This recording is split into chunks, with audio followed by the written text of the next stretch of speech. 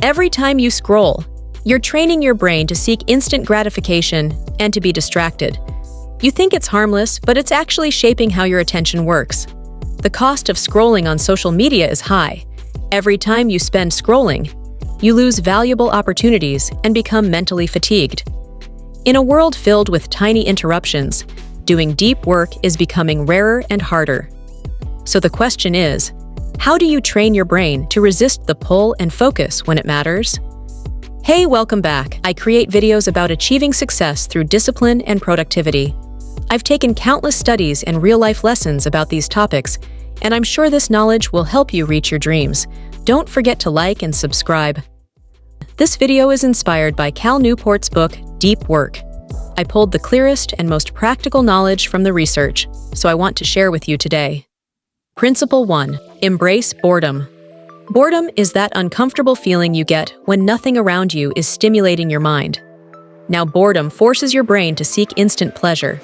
Habits like picking up your phone. Your brain craves quick hits, so you start scrolling, because you've trained it to chase tiny distractions every time you get bored. What you don't realize is that this habit makes deep work almost impossible. However, Cal Newport flips this idea. He says, run toward boredom, not away from it. So instead of instantly grabbing your phone when you feel bored, let your brain sit with the boredom. Embrace it, because this builds attention endurance and makes it easier to resist distractions later on. But how do you actually implement this? Let me show you. First thing to do is stop escaping quiet moments. Give an example when you ride a short bus ride or sit in the office waiting for work. You get forced to stimulate the mood with your phone by scrolling, which is a bad idea. You should not reach out for your phone during the time. Let your mind wander for 2 to 5 minutes. Resist the urge to fill silence with noise, because this trains your brain to be patient and resistant. Second, do a boredom rep. A boredom rep is just a simple exercise you do when you get bored. Now, the purpose of a rep is to remind you to seek meaningful engagement, also to unlock deeper creativity. So instead of opening apps when you feel the itch, stand up and take a short walk. Sit without your phone for 5 minutes and watch your thoughts. Because this approach will strengthen your attention and reduce your reliance on distractions like phones. The last one is to practice short self-reflection. Each evening, ask yourself, what will I try differently tomorrow? Now, writing 1 or 2 sentences makes boredom useful because it turns quiet into learning. Also, self-reflection helps you plan further and redirect your mind to what matters, your plans. Now, those are the 3 ways I would use to embrace the boredom without losing productivity. So if you do this regularly, you will be stronger. You'll handle distractions dramatically, even finishing real work faster. Principle 2. Recognize your distractions. Self-awareness is a powerful move. Before you can handle distractions, you first need to identify and pinpoint them, because when you clearly notice what pulls you away, you can start changing it. Distractions could be anything: constant notifications, a messy desk, background noise, or even certain people. Each one steals your attention and prevents you from doing deep work. Some distractions happen so automatically that you don't even realize it. Take mindless scrolling, for example. You pick up your phone for just one quick check, and suddenly, 20 minutes are gone as you sink deeper into endless feeds. Another example is the phone checking reflex. A buzz, a ding, or a tiny vibration instantly steals us your attention even when the notification isn't important at all. Why does this happen? It's because of dopamine cravings. Your brain gets a small dopamine hit each time you receive a notification. That's why resisting distractions feels so difficult. Your brain is literally being trained to seek those tiny rewards. Notifications. So how do you recognize your own distractions? One simple method is tracking. At the end of each day, or at least once a week, write in your journal about when and why you lost focus. Be specific. Was it because of a notification or your environment? These are called triggers.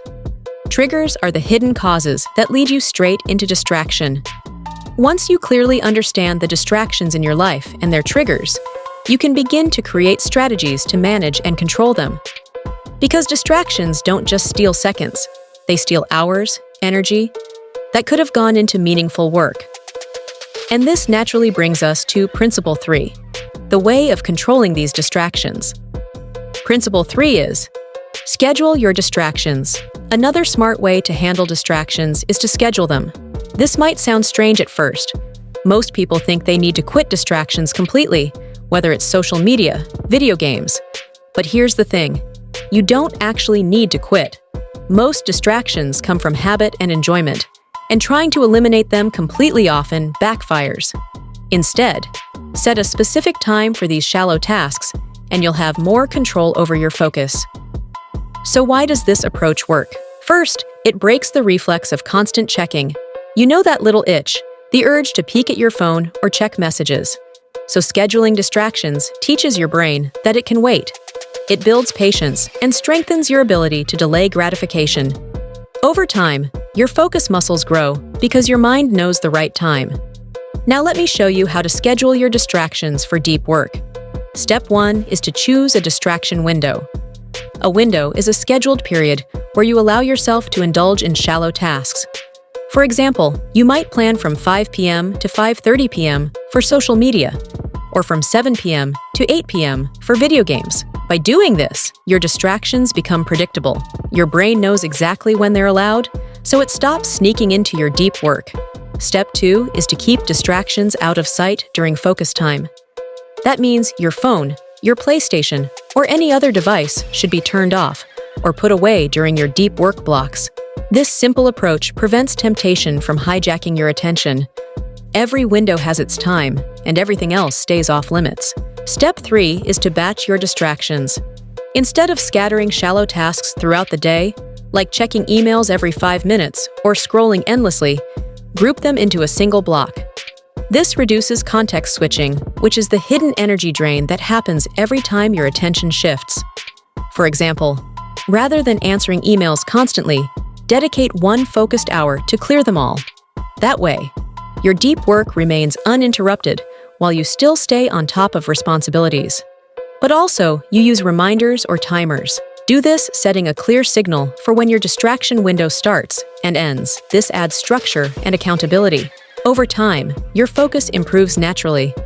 So implement these steps consistently, and you'll feel in control. Principle 4. Create routines or rituals. Here's a powerful trick to train your brain. You can start doing work automatically, without hesitation, without talking yourself into it. And why does this work? It's all about your brain. Routines are simply preset habits and structures you create for yourself. They're repetitive. You do them today, tomorrow, and the next day. In the future, they become your default behavior. When something becomes repetitive, it sends a signal to your brain. This is normal. This is expected. Your neural connections strengthen around that habit, which means that eventually your brain can perform it automatically without conscious thought or effort. So how does this help with distractions? First of all, routines reduce decision fatigue. Think about it. When you follow a routine, your brain doesn't waste energy deciding what to do next. It knows the steps, and when your brain is already set on autopilot for a productive task, there's less room for distractions to sneak in. Everything is automatic. Your focus becomes the path of least resistance. Another huge benefit is consistency. Now, when you consistently follow a routine, it creates a reliable pattern. Your brain starts to expect focus sessions at certain times.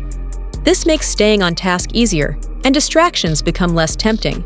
Now that we know why routines work, the next question is, how do you set them? It's simpler than you think. All routines are built around a loop: a cue, a routine, and a reward. The cue is a signal that tells your brain it's time to start. The routine is the actual work or habit you perform after the cue. And the reward is the satisfaction or benefit your brain receives after completing the routine. Each time you finish a loop, your brain associates this behavior with positive outcomes. And the more you repeat it, the more automatic it becomes. Eventually, your routine runs itself, and you won't need willpower because your brain just knows what to do. So if you want to handle and control distractions, start building small, repeatable loops. It could be something simple: a morning work session triggered by making your coffee, followed by 30 minutes of focused writing, and then a reward like a short break or a walk. Practice this daily, and your habits become default behaviors, and distractions simply don't stand a chance. Principle 5 is to quit or limit social media. Over 4.7 billion people use social media worldwide. Platforms like Facebook, Instagram, and TikTok dominate attention across all ages. Some people use them for fun, but others for work. But here's what you don't realize. Every time you check your phone, your brain gets a small dopamine hit. That little hit feels good, but it creates a cycle.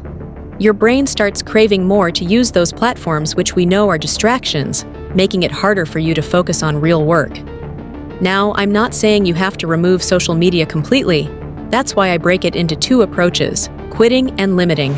Quitting applies when you use social media excessively, when most of your time is wasted scrolling and consuming negativity.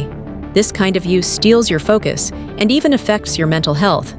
On the other hand, limiting is for platforms you actually need. For work, learning, or staying in touch with people. Here's why this works. When you limit or quit, you reduce constant dopamine cravings. That's the chemical that hijacks your attention and makes your brain chase tiny rewards instead of focusing. So, I'm going to show the steps on how you quit or limit social media. Step 1 is to identify your biggest distraction platform.